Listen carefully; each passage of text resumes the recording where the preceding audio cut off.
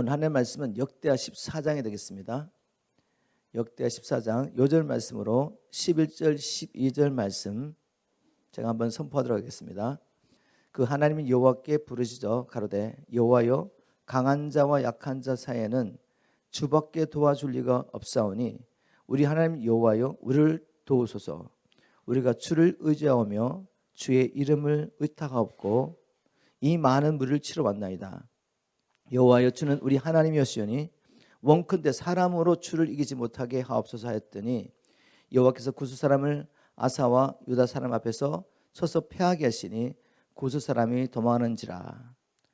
오늘 이 역대하 14장 말씀을 통해서 영적 전쟁의 승리하는 비결이라는 제목으로 하나님의 말씀을 나눠보도록 하겠습니다. 영적 싸움의 백성할 수 있는 비결이죠. 이 말씀을 오늘 말씀을 통해 나눠보도록 하겠습니다.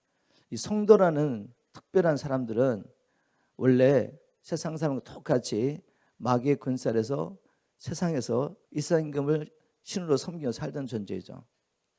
이런 우리를 하나님께서 자신의 특별한 목적을 위해서 불러주신 공동체가 바로 성도이고 교회입니다. 근데 우리가 이 세상에서 성도로 부름을 받는 그 순간부터 우리는 영적 싸움을 피할 수가 없습니다. 만약 우리가 영적 싸움을 피할 수 없다면 영적 싸움을 위해 준비해야 되겠죠. 왜냐하면 영적 싸움에 지게 되면 이 세상에서 우리가 마귀의 권세 아래서 또 끌려다니면서 고통당하면서 살게 됩니다. 그리고 결국 끝까지 이기지 못하면 어떻게 됩니까? 하나님 나라는 이기는 자의 것이라고 했는데 이겨야지 둘째 사망의 해를 받지 않고 이겨야지 우리 주님께서 이기고 아버지의 보좌 옆에서 다스리는 것처럼 우리가 주님과 함께 다스릴 수 있다고 하였습니다. 그래서 우리는 반드시 이겨야 합니다. 이기기 위해서는 우리가 하나님의 말씀을 통해서 어떻게 이길 수 있는지 그 원리를 발견해야 되죠. 오늘 본문에 보니까 유다 왕 아사 왕이 58만의 군대로 100만의 구스 군대와 싸워서 승리하는 사건이 기록되어 있습니다. 아사 왕은 어떻게 58만의 군대로 100만의 군대를 이길 수 있었습니까? 바로 그 비결을 오늘 말씀 속에서 찾아보는 것입니다. 그리고 저와 여러분이 하나님의 영적 원리를 깨닫고 영적 싸움에서 준비해서 남은 생에 영적 싸움에 승리하며 즉 죄를 이기고 우리를 불러주신 하나님의 부르심을 따라 살면서 주님 오실 길을 예배하기를 주님으로 축복합니다. 우리가 어떻게 영적 싸움에 승리할 수 있겠습니까? 영적 싸움에 승리하려면 먼저 우리 삶 가운데서 모든 우상과 산당을 버리고 진정으로 회개하는 일이 필요합니다. 오늘 본문에 보니까 아사가 유다의 왕이 되고 난 다음에 10년 동안 그 땅에 평안하였다라고 했습니다. 어떻게 아사가 왕이 되고 난 다음에 10년 동안에 그 땅에 전쟁이 없었습니까? 말씀을 통해 보겠습니다. 역대하 14장 1절 2절 아비야 왕은 죽어 다윗성에 장사되었고 그의 아들 아사가 왕위에 계승하였다. 그 후로 10년 동안은 그 땅에 평안을 누렸다. 그 이유가 뭐냐? 이제 보니까 이것은 이라고 이유를 설명합니다. 아사가 옳고 선한 일을 하여 그의 하나님 여호와를 잘 섬겼기 때문이었다라고 기록했습니다. 개역성경에는 아사가 하나님 여호와 보시기에 선과 정의를 행하여 이렇게 기록했습니다.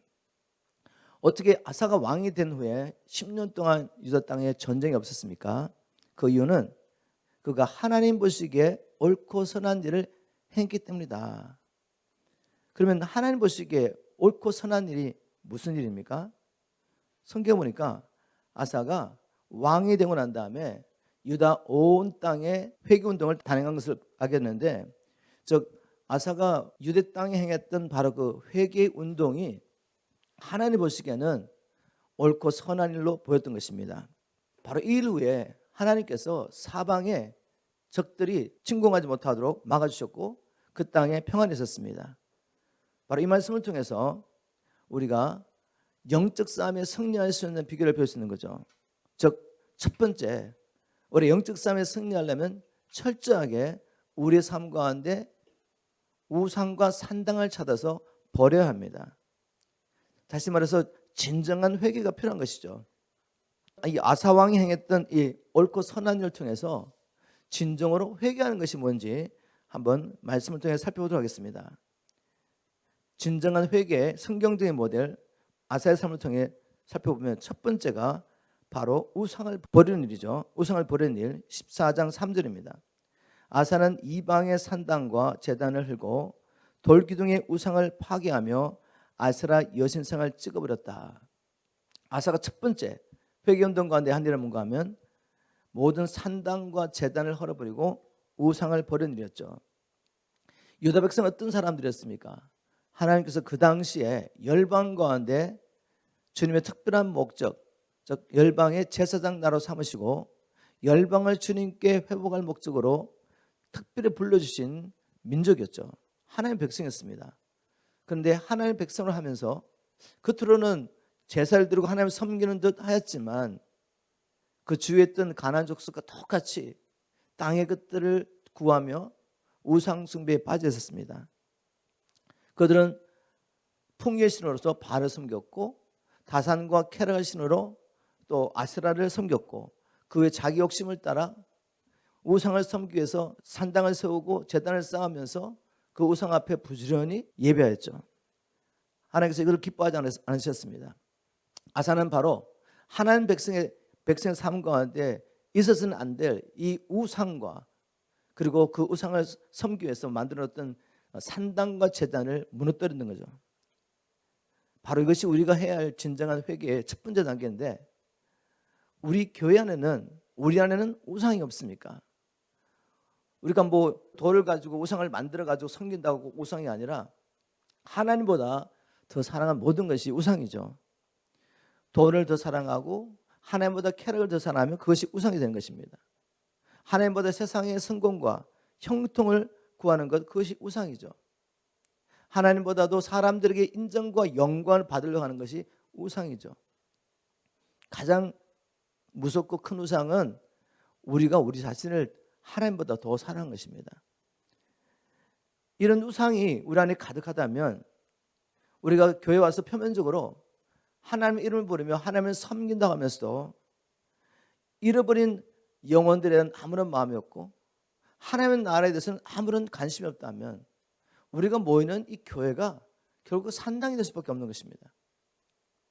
왜냐하면 이곳에 하나님이 계시지 않기 때문에 이곳에 하나님을 섬기지 않기 때문에 이 교회를 통해서 하나님은 하나님 나라를 이루기 원하시는 거죠. 그래서 교회를 불러주셔서 가서 천하 만민에게 복음을 전파하라는 사명을 주셨죠. 주님께서 우리 제자들에게 말씀하십니다. 너희들이 나를 택한 게 아니야. 내가 너를 택하여 불렀나니 가서 열매 맺게 하기 위함이다. 즉 우리 안에 있는 이 생명을 나누고 이 생명이 또 다른 사람에게 흘러가서 죽어가는 저 영혼들이 살아나며 열방관에 주께서 택하신 하나님의 백성들 앞에 돌아오므로 하나님 나라 회복되는 이 일을 위해서 특별히 우리를 불러주셨는데 우리가 여기 모여서 그 일과는 관계없이 우리 자신을 위해서 어떤 프로그램을 만들고 우리 자신을 위해서 어떤 예배를 드리고 우리 자신을 위해서 세상적으로 뭔가를 추구한다면 이것이 교회가 아니고 산당이 되는 것입니다. 우리 삶 가운데 이런 모든 우상들 하나님의 계획과 우리를 부르신 하나님의 뜻과 관계없는 이 모든 것을 버리는 것이 회개의 첫 번째 단계입니다. 이렇게 산당을 제거하고 우상을 파괴하고 난 다음에 그 다음에 아사왕이 했던 일은 뭔가 하면 14장 4절에 보니까 그는 또 유다 사람들에게 명령하여 그들 조상의 하나님 여호와를 찾게 했다고 말했습니다. 우상을 버렸다면 그 다음에 해야 할 일은 뭔가 하면 부지런히 하나님을 찾아야 합니다. 우리가 어떻게 하나님을 찾을 수 있습니까? 우리가 하나님을 찾기 전에 뭘 했죠? 하나님을 찾기 전에 우리는 세상의 것들을 찾았습니다. 세상의 것들을 바라보고 세상의 것들로 만족하려고 하고 세상의 것들을 추구했다면 이제 회개했다면 이런 것들을 버리고 회개했다면 뭘 해야 되죠? 하나님을 찾아야죠. 즉 하나님께서 우리에게 주신 시간 이 시간에 우리가 할 일은 뭔가 하면 첫 번째 할 것은 우리를 향하신 하나님의 그 선하심과 자비하심 우리를 사랑하시는 그 하나님을 기억하고 그 하나님께 나아가서 하나님께 감사의 예배를 드리는 것입니다. 이것이 하나님을 찾는 구체적인 방법이죠. 중요한 것은 기억하는 것입니다. 하나님께서 우리를 얼마나 사랑하시며 모든 일에 선하신 것을 깨닫고 그분께 감사하며 그분을 찬양하는 것입니다. 그리고 하나님의 말씀을 듣고 주님의 뜻이 무엇입니까? 라고 주님의 뜻을 구하죠. 그리고 그 뜻을 행할 수 있도록 하나님 앞에 간절하게 전심으로 성령의 충만을 구하는 것, 이런 모든 것이 구체적으로 하나님을 찾는 삶입니다. 회개는 우상을 버리는 이 결단부터 시작해서 더 나아가서 하나님을 구체적으로 찾는 것입니다. 주님의 뜻을 찾고 그 뜻을 이룰 수 있도록 하나님 앞에 하나님의 성령의 권능을 구하며 하나님을 기다리는 것, 이것이 하나님을 찾는 것이죠. 그런데 회개가 또 여기서 끝나면 안 돼요. 결국 이렇게 우리가 우상을 버리고 하나님의 뜻을 찾고 난 다음에 뭘 해야 되겠습니까? 이제는 하나님의 뜻대로 살아야죠. 그래서 3단계 보니까 14장 4절에 그분의 법과 명령에 순종하게 하였다. 여기까지 간 거죠. 진정한 회개는 여기까지 가야 합니다. 우상을 버리고 하나님을 찾고 하나님의 뜻을 발견했다면 이제 그 말씀에 순종하는 데까지 가는 것이죠. 아사가 이렇게 온 유다 땅에 하나님 보시기에 옳고 선한 일을 행했던 것입니다. 이것이 진정한 회개 운동입니다. 우리 개인의 삶 가운데 우리 PMC와 그리고 정말 열방교회가 마지막 주님의 기름 부으심과 수술을 위해서 지금은 어느 때보다도 우리 자신을 살피며 우리 안에 있는 모든 우상과 산당을 제거하며 하나님을 구할 때입니다. 그리고 주님께서 우리에게 맡겨주신 지금 이 자리에서 우리에게 하라고 주신 그 하나님의 나라 일을 힘쓰기 위해서 성령의 충만을 구하기 위해서 함께 모여서 전심으로 하나님 앞에 기도하는 것이죠. 초대교회 성도들은 모여서 성령 충만을 구할 때 다른 목적으로 구하지 않았습니다. 주님, 핍박과 환난 가운데서도 이 복음을 대적하는 세력들이 세상에 있지만 그럼에도 불구하고 담대하게 영혼을 살리는 이 생명의 말씀을 전가할 수 있게 도와주십시오. 이제 우리는 하나님의 자녀 부름을 받았습니다. 하나님 나라를 상속할 자입니다. 이것이 우리에게 주신 영광이요 특권이요 은혜이죠. 이것을 깨달았다면 결국 하나님께서 우리에게 아버지의 나라를 상속해 주실 텐데 이 나라를 위해서 생명 바쳐 사는 것이죠.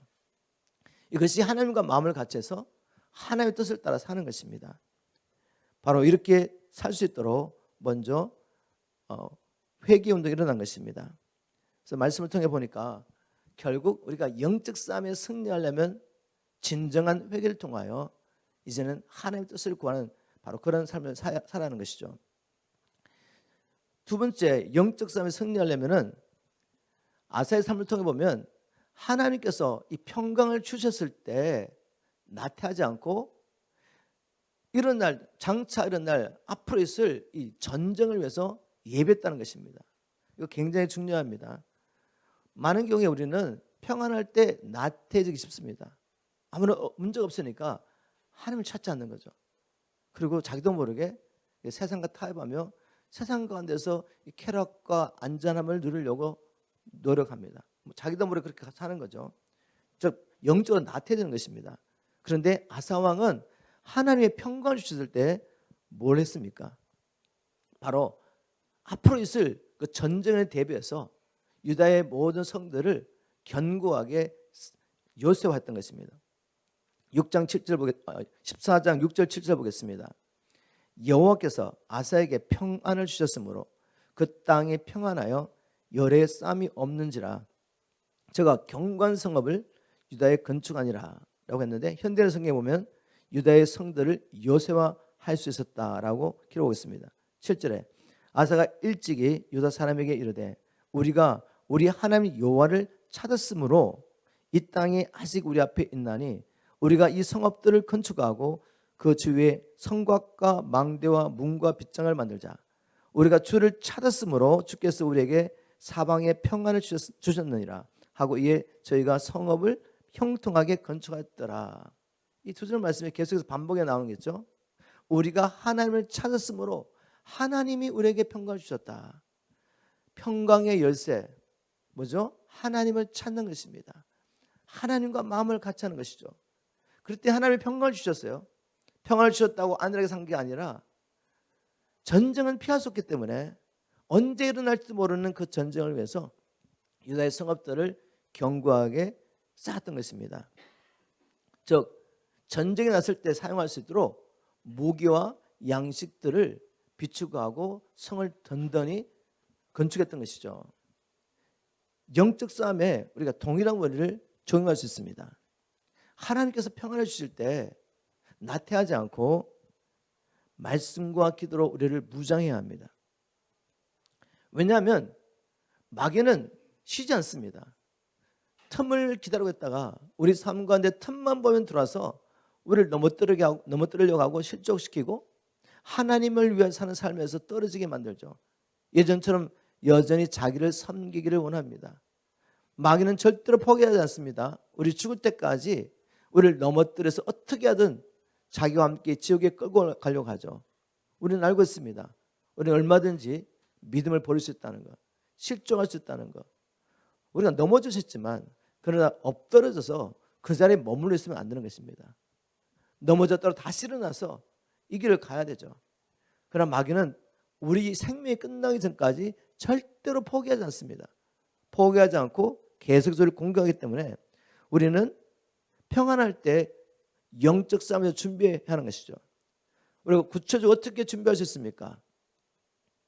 영적 전신갑주가 뭐죠? 하나님의 전신갑주를 입으라고 그랬는데, 그래야지 우리가 전쟁의 날에, 어려운 날에 이 싸움을 싸우고 쓸 수가 있는데, 그 전신갑주는 다른 것이 아니라 말씀 충만입니다. 머리끝부터 발끝까지 하나님의 말씀으로 충만한 것이죠.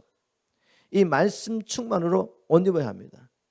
그리고 우리가 이 복음을 선포하며 구체적으로 하나님 나라를 구하며 살 수 있도록 성령의 충만을 구해야 되죠. 제자들은 3년 반 동안 주님과 동행하면서 주님이 하신 말씀과 행하신 일을 보면서 예수가 메시아인 것을 분명히 알았지만 성령으로 충만받기 전까지는 담대하게 복음을 전할 수가 없었습니다. 우리도 마찬가지입니다. 이렇게 말씀을 들으면 그렇게 살아야지 라고 마음에 결단하지만 결국 성령의 충만을 받지 않으면 담대히 복음을 전파할 수 없습니다. 왜요? 이것은 전쟁이기 때문에 사탄의 근사에 있는 영혼을 하나님께 회복해야 되는데 우리가 성경 말씀을 통해서 복음이 뭔 줄 안다고 해서 전할 수 있는 건 아니잖아요. 복음 전할 사람이 보이는데 우리 마음과 만 가지 생각이 다 드는 거죠. 뭐 이런 상황에 어떻게 복음 전해? 또 이런 저런 위해서 지금 할 수가 없어. 그렇게 자꾸 미루다 보면 언제 복음 전합니까? 분명히 복음 필요한 사람이 있는데 저 사람 교회 다니니까 내가 쟤네도 듣지도 않을 거야. 우리가 이런저런 생각 들을 때 그냥 수용하는 것이죠. 이것이 마귀가 던지는 화살인 것을 꼭 기억하셔야 됩니다. 나 같은 존재가 어떻게 복음을 전해? 나는 내 삶 가운데서도 아직도 해결할 문제가 많은데 뭐 이런 저런 생각들이 들어와서 결국 사명을 감당하지 못하게 하는 것. 여러분, 그래서 우리가 뭐 해야 되죠? 하나님의 전신갑주를 입고 담대히 복음을 전파할 수 있도록 항상 성령 충만을 구하는 삶을 사는 것입니다.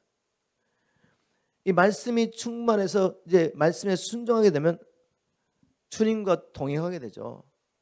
그래서 주님과 연합이 이루어지는 겁니다.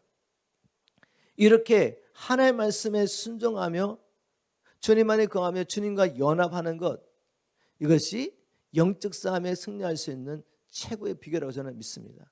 하나님과 동행하는 삶. 여러분, 평안할 때 우리가 말씀과 기도를 통해서 우리를 무장하고 하나님의 말씀에 순종하며 하나님과 연합하여 사는 것, 이거 굉장히 중요합니다. 이것이 영적 싸움에 백성할 수 있는 최고의 비결입니다. 자, 그런데 이렇게 아사 왕이 하나님 앞에서 옳고 선한 일을 한다고 해가지고 전쟁이 없습니까? 전쟁이 있습니다.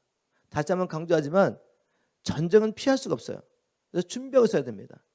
그런데 전쟁이 일어났을 때 우리가 이 마귀와 싸워서 이길 수 있는 최고의 비결, 제가 계속 강조하지만 하나님과 하나가 되는 것이죠. 먼저 아사 왕이 하나님 앞에서 옳고 선한 일을 하고 난 다음에 구스 왕이 100만의 군대를 끌고 쳐들어왔던 그 본문 말씀을 읽어보겠습니다. 9절 10절 구스 사람 세라가 저희를 치하여 군대 100만과 병거 300승을 거느리고 마레사에 이르매 아사가 마주 나가서 마레사의 스바다 골짜기에 진치고 라고 말했습니다. 아니 어떻게 이렇게 선한 일을 하나님 앞에서 선한 일을 하고 난 다음에 또 전쟁이 일어났습니까? 성경에 보니까 이게 가능하고 이런 일이 일어나는 것을 알 수가 있죠. 아사뿐만 아니라 아사 왕의 아들이었던 여호사밧 왕도 아버지의 뜻을 이어서 그가 왕이 됐을 때도 계속해서 이 회개 운동을 지속했습니다. 즉 이 회개 운동은 한 번 시즌이 끝나는 게 아니라는 거죠. 마귀는 끊임없이 우리 하나님 앞에 회개가 돌아가도 전심으로 주를 향하는 것을 그냥 보고 있지 않습니다. 다시 세상을 바라보게 하고 세상의 것을 구하도록 역사하기 때문에 우리는 끊임없이 우리 자신을 살피며 하나님 앞에 돌아가는 이 운동을 해야 하는 것이죠. 여호사밧 왕이 바로 이렇게 하나님 앞에서 선한 일을 행했습니다. 역대하 19장 4절에 보니까 여호사밧이 예루살렘에 거하더니 나가서 보엘세바에서부터 에브람 산지까지 민간에 순행하며 저희를 그 열조의 하나님 여호와께로 돌아오게 하고, 여호사밧 왕도 이 회개 운동을 한 거죠. 그리고 도성마다 레위인들을 보내가지고 하나님 뜻대로 재판하도록 그렇게 당부하면서 하나님 앞에 살았던 왕이죠. 그런데 역대하 20장 1절에 보니까 그 후에 이 선한 일 후에 어떤 일이 있었습니까? 모압 자손과 암몬 자손이 몇만 사람과 함께 와서 여호사밧 왕을 치고자 한지라. 여러분 왜 이것을 아는 게 중요합니까? 즉 우리가 하나님 앞에 옳고 선한 일을 행하며 살아도 전쟁은 피할 수 없다. 늘 평안한 건 아니라는 말이죠. 이 평안을 깨는 사건이 있는 것입니다. 우리 삶 가운데. 자, 그러면 이런 질문을 할 수 있잖아요. 아니 뭐 하나님 앞에 옳고 선한 일을 하며 살아도 결국 전쟁을 피할 수 없고 평안이 끼어지는 사건들이 생긴다면 뭐 굳이 하나님을 구하면서 그렇게 힘들게 살 필요가 있습니까? 라는 질문을 하겠죠. 네, 그런 질문을 저는 했습니다. 그러나 여러분 분명히 이유가 있습니다. 즉 그럴 만한 가치가 있다는 거죠. 하나님을 구하며 하나님 앞에 사는 것이 정말 필요합니다. 왜냐하면 전쟁은 피할 수 없는데 이 땅에 사는 동안에 마귀와의 영적 싸움은 피할 수가 없어요. 그러나 하나님과 동행하며 주님과 하나 되어 사는 사람은 전쟁이 났을 때 반드시 승리합니다.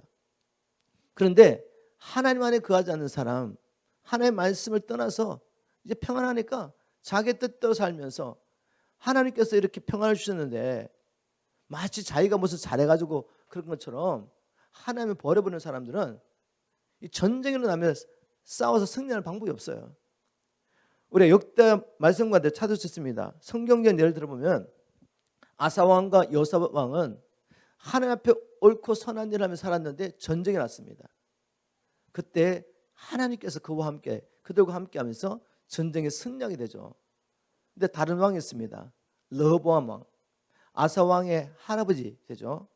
성경에 보니까 이 르호보암은 하나님께서 그에게 평안을 주고 그를 강하게 하고 그가 세력이 커지니까 어떻게 했냐면 하나님 여호와의 율법을 버렸다고 했습니다. 여호와의 율법을 버리고 난 다음에 이제는 애굽의 시삭 왕이 군대를 이끌고 쳐들어옵니다. 근데 이길 수가 없어요. 예루살렘 성전을 했던 건보 모든 보화를 다 내어주고 철저하게 그냥 패배합니다. 우리의 말씀을 통해 알 수 있는 게 뭐죠? 하나님과 동행하는 것, 하나님의 말씀에 순종하며 주님과 하나 되어 사는 것, 이것은 분명한 가치가 있는 일입니다. 그리고 반드시 이렇게 살아야죠. 왜냐하면 영적 싸움은 피할 수 없지만 주님과 동행하는 사람은 주님 안에 거하면서 주님과 하나가 되어 사는 사람은 백정백승할 수 있습니다. 이게 성경이 가르치는 원리죠. 바로 아사 왕은 이렇게 전쟁이 났을 때 자기 군대는 58만밖에 안 됩니다. 거의 반 정도 되죠. 100만의 군대가 왔을 때 어떻게 했습니까? 많은 경우에 싸움을 싸우려고 보니까 적이 우리보다 훨씬 강해요. 그럼 어떡하죠? 왕들이 주위 나라에 돈을 주고 용병을 구합니다. 근데 아사왕은 그렇게 하지 않았어요. 어떻게 했죠? 14장 11절에 보니까 그 하나님 여호와께 부르짖어 가로되 여호와여 강한 자와 약한 자 사이에는 주 밖에 도와줄 리가 없사오니 우리 하나님 여호와여 우리를 도우소서라고 하나님 앞에 간절히 하나님의 도움을 구했습니다. 여러분, 이걸 통해 알 수 있는 건 뭔가 하면 아사 왕은 하나님과 실제적인 교제를 하고 있었구나.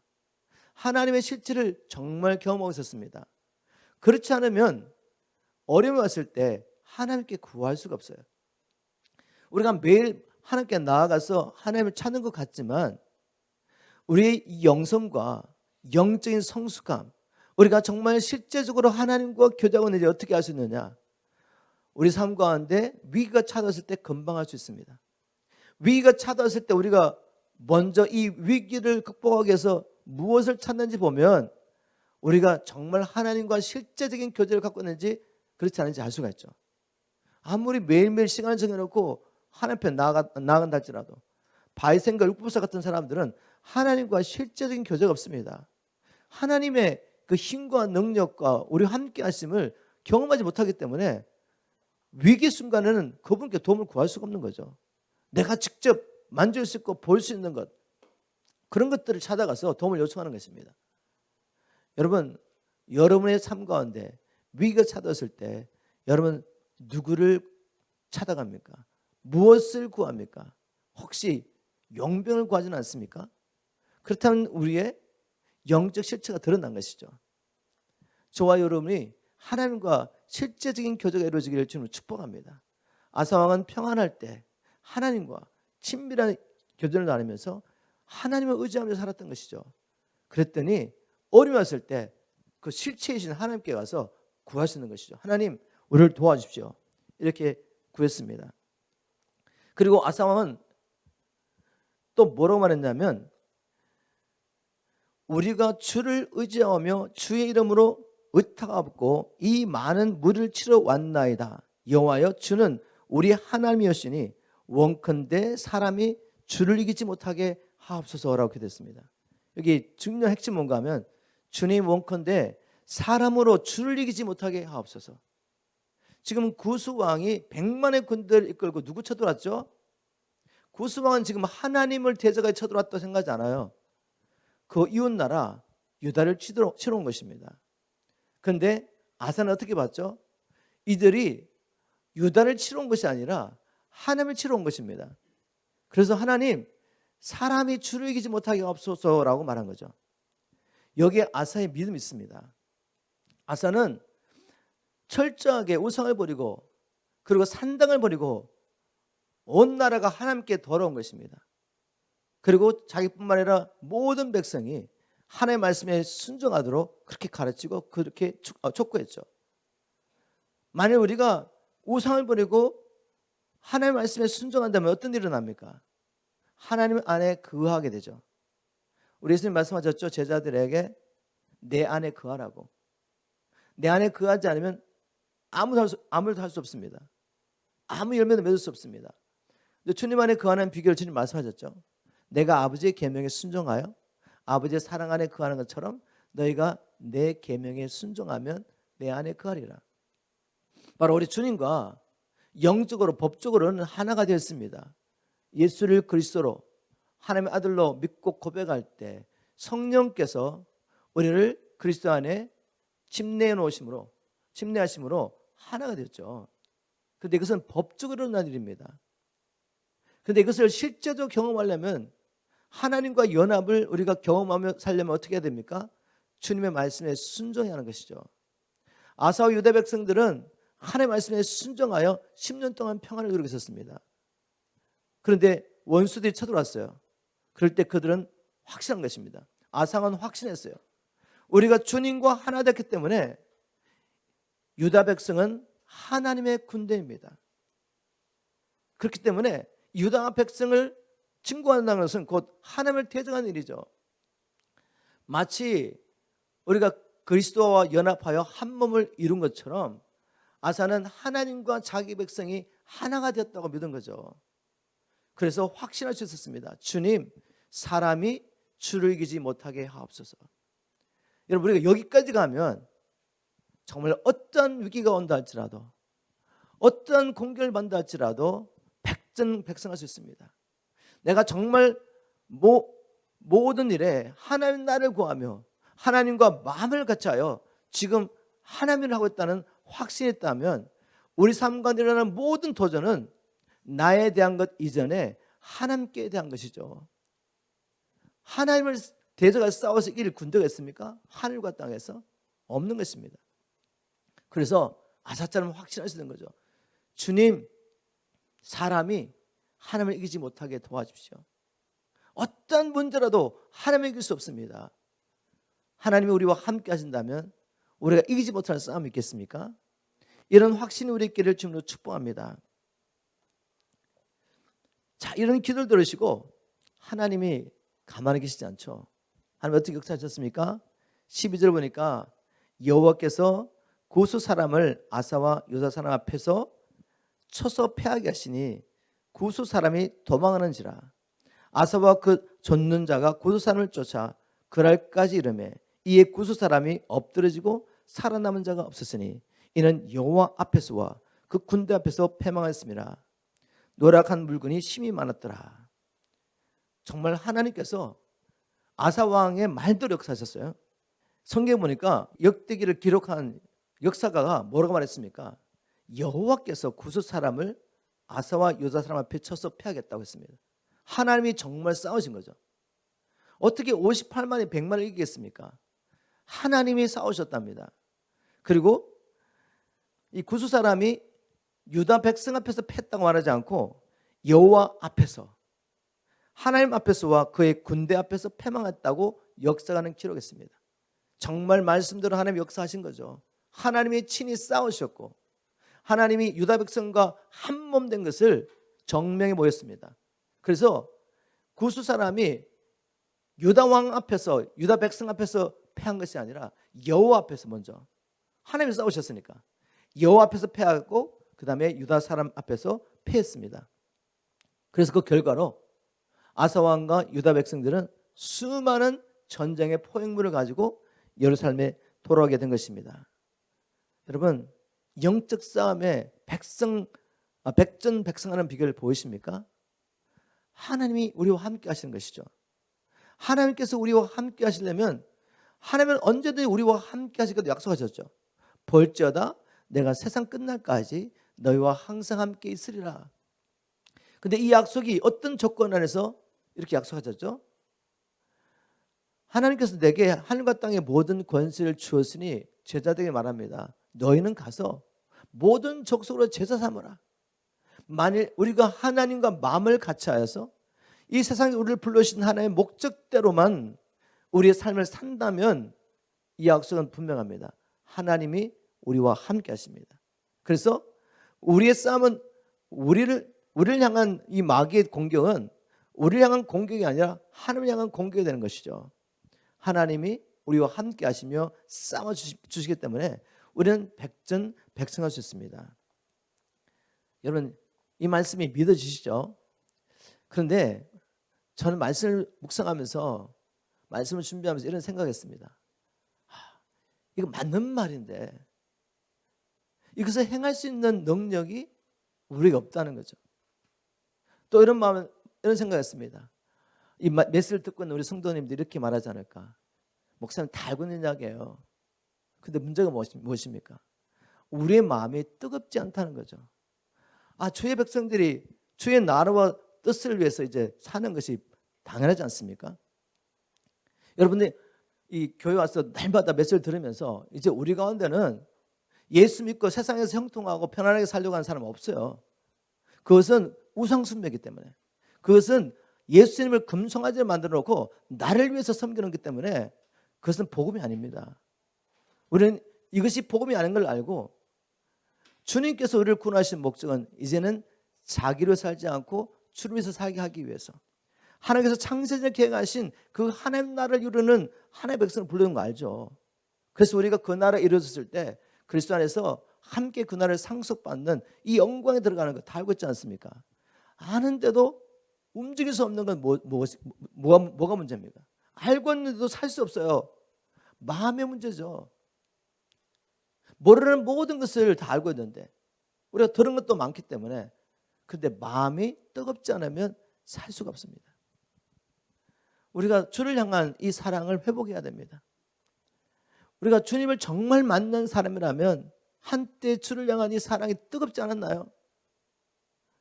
저는 뜨거웠습니다. 그래서 자연히 자발적으로 누가 말하지 않았지만 하나님을 너무 알고 싶어서 하나님 말씀을 읽고 외우고 묵상하는 일 제가 보니까 전념했어요. 그리고 하나님 앞에 예배하며 나를 구원하신, 영원히 멸망할 수밖에 없는 나를 구원하신 하나님께 감사하며 예배하는 일, 주님 뜻대로 살기 위해서 하나님 앞에 몸부림치며 검심하며 기도하며 하나님 얼굴을 구했던 것을 기억합니다. 여러분, 이렇게 뜨거웠는데 한때 왜 우리의 마음이 식어졌습니까? 마음이 식어지면 몸이 움직이지 않습니다. 우리 마음을 새롭게 뜨겁게 만들어야 됩니다. 그래야지 우리가 하나님의 말씀에 순종하는 것이 자연스러워지고 그 주님을 사랑함으로 그 계명에 순종할 때 연합은 자연스럽게 일어나는 것이고, 그래서 주님과 동행하며 하나님 나라를 구하는데 어떤 도전에 있다 할지라도 우리는 백전백승할 수 있는 거죠. 열쇠는 마음을 뜨겁게 하는 것입니다. 마음 어떻게 뜨겁게 할 수 있습니까? 첫 번째 우리가 기억해야 됩니다. 뭘 기억하죠? 우리를 향하신 하나님의 그 선하심과 사랑하심이, 인정하심이 영원함을 기억해야 합니다. 하나님께서 어떻게 우리를 사랑하셨습니까? 그냥 놔두면 영원히 멸망할 수밖에 없는 진노의 자녀였죠. 영원히 하나님의 진노를 받고 죽지 않는 저 지옥불에 던져져서 거기서 영원을 보낸다는 거 한번 생각해 보십시오. 얼마나 엄청난 일입니까? 그런데 여기서 우리를 건지기 위해서 하나님이 다른 방법을 사용한 게 아니에요. 다른 방법이 없었습니다. 오직 하나의 길만 있었던 거죠. 사랑하는 독생자, 하늘과 땅을 창조하신 이 창조주 하나님을 혈과 육을 가진 사람의 몸으로 보내셔서 죄가 없으신 그분을 우리를 대신하여 제물 삼으시고 우리의 죄를 용서하시고 우리를 죄와 사단의 권세에서 하나님의 진노에서 구원하시고, 그것만 해도 정말 놀라운 은혜인데 하나님의 자녀 삼아 주신 거죠. 예수님처럼 우리를 하나님의 아들로, 딸로 불러주신 것입니다. 이걸 기억하라는 것이죠. 이것을 기억하며 다시 한번 하나님의 사랑을 묵상하며 우리 마음이 뜨거워지기를 갈망하셔야 돼요. 우리 마음 회복해야 됩니다. 여기서 멈추지 않고 하나님 어떻게 하셨죠? 이제 하늘과 땅에서 온전한 하나님 나라가 임하게 되면 예수 그리스도와 함께 우리를 공동 상속자로 삼으시고 이 하나님 나라를 우리에게 영원히 주시겠대요. 우리 주님께서 누가복음 12장 32절에 보면 적은 무리여 두려워하지 말라. 너희 아버지 하나님께서 아버지의 나라를 너에게 주시기를 기뻐하신다. 우리가 무엇을 기뻐해야 되느냐? 예수님 말씀하셨습니다. 얘들아, 귀신이 너희 앞에 쫓겨나는 것으로 기뻐하지 말고 너의 이름이 저 하늘나라에 기록된 것에 인해서 기뻐하라고. 우리에게 이런 놀라운 영광과 은혜와 축복을 주셨습니다. 이걸 기억하라는 거죠. 이걸 기억하고 그 하나님의 사랑과 선하심을 기억할 때 자연스럽게 하나님의 말씀에 순종하게 됩니다. 순종이 자발적이 되는 것이죠.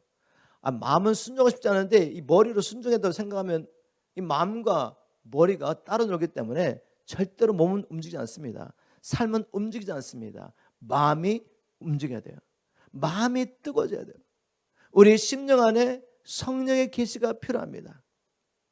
그래서 우리가 날마다 뭘 해야 됩니까? 하나님 앞에 나와서 먼저 하나님의 선하심과 인정하심을 기억하며 그분께 감사하며 그분께 찬양할 시간을 가지세요. 매일 주님 앞에 나가서 기억해야 됩니다. 왜냐하면 마귀는 끊임없이 이 기억을 지워버리려고 하기 때문에 우리가 의지를 가지고 이걸 기억해야 되죠. 그리고 말씀 앞에 와서 정말 주님이 어떤 분이시며 어떠한 길을 가지고 일하고 계시는지를 살피는 것입니다. 그렇게 하나님의 말씀을 외우고 묵상하며 하나님 앞에 나아갈 때 우리 마음이 뜨거워집니다. 이제는 주님 앞에 기도하는 것입니다. 주님, 나를 부르신 주님의 뜻대로 이렇게 오늘도 살게 도와주세요. 그러나 제 힘으로는 할 수가 없습니다. 누구를 만나든지 담대히 이 천국 복음을 전파할 수 있도록 우리에게 성령과 능력으로 기름 부으십시오라고 간절히 초대교회 성도처럼 기도하는 것이죠. 다른 목적이 아니죠. 주님 이런 저런 문제 해결해달라고. 우리가 늘 이렇게 기도하고 있으면 하나님의 부르심에 합당한 삶을 살 수가 없습니다. 늘 묵상하는 것이 문제예요. 문제. 우리 삶 가운데 문제니까 문제는 해결되지 않는 거죠. 그리고 해결되지 않으면 또 주님 앞에 시험 들지 않습니까? 이렇게 간절히 기도했는데도 왜 응답하지 않느냐고. 내가 이렇게 주님을 찾는데 불구하고 왜 문제 해결이 안 되냐고. 이렇게 시험 들게 됩니다. 그럼 방향을 바꾸시길 주님을 축복합니다. 먼저 주의 나라 의를 구하는 것입니다. 그러면 주님께서 모든 것을 다해 주신다고 약속하지 않았습니까? 오늘 들은 말씀을 우리 삶 가운데 적용하면서 말씀을 맺으려고 합니다. 여러분은 영적 싸움에서 승리하고 계십니까? 영적 싸움에 승리하기 위해서 여러분의 삶 가운데 우상과 산당을 찾아서 철저히 버리는 이 회개하고 계십니까? 과거 했던 일 그것으로 끝나지 않습니다. 마귀는 끊임없이 우리 안에 우상과 산당을 세우도록 역사하기 때문에 우리는 날마다 주님 앞에 나아가서 우리 삶 가운데 아직 처리하지 못한 우상과 산당은 없는지 살펴합니다. 그리고 온전히 주님과 연합하여 오직 하나님의 나라와 뜻을 구하기 위해서 하나님 앞에 날마다 헌신하고 나아가고 계십니까? 이렇게 하나님과 하나가 되는 일, 연합하는 일, 이것이 우리가 어떤 싸움에도 백전백승할 수 있는 비결인 것을 오늘 말씀을 통해 나눴습니다. 이 시간에 우리가 함께 정말 하나님의 그 선하심과 울량하신 인자하심이 영원함을 다시 한번 기억하며 하나님 앞에 감사하며 찬양하며 나가기를 주님으로 축복합니다. 그리고 맡겨주신 이 사명을 다 감당하고 하나님 앞에 설 수 있도록 하나님 앞에 구하는 것이죠. 주님, 우리에게 다시 한번 성령과 능력으로 기름 부어 주십시오. 그래서 우리를 이 어둠의 권세에서 불러내어서 하나님의 영광스러운 나라에 들어가게 하신 하나님의 놀라운 은혜를 선포하며 살게 도와주십시오. 이렇게 기도하며 나가는 시간이 되기를 주님으로 축복합니다.